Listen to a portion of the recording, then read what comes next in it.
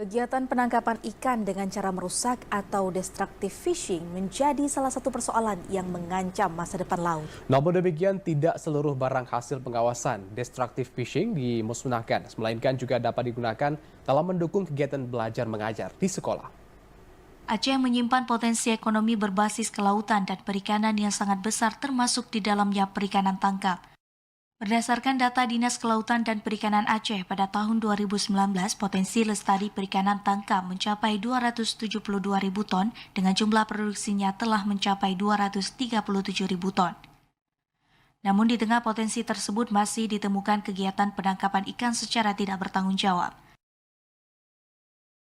Menurut Kepala Dinas Kelautan dan Perikanan Aceh, Aliman, selain masih adanya penangkapan ikan secara ilegal, juga terdapat kegiatan penangkapan ikan dengan cara merusak atau destructive fishing, salah satunya menggunakan kompresor.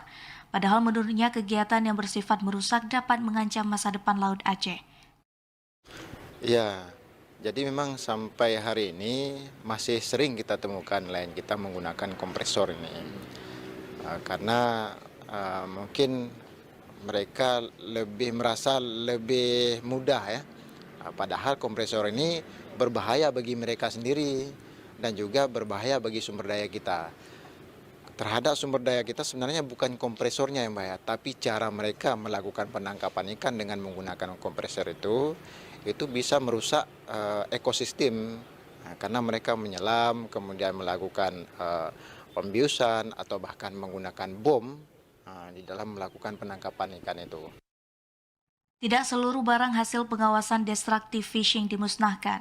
Merujuk pada hasil rakor pengawasan PSDKP tahun 2018 bahwa barang destructive fishing dari kapal berukuran di bawah 10 GT dapat diserahkan atau dilimpahkan Dinas Kelautan dan Perikanan Aceh guna dilakukan proses pembinaan.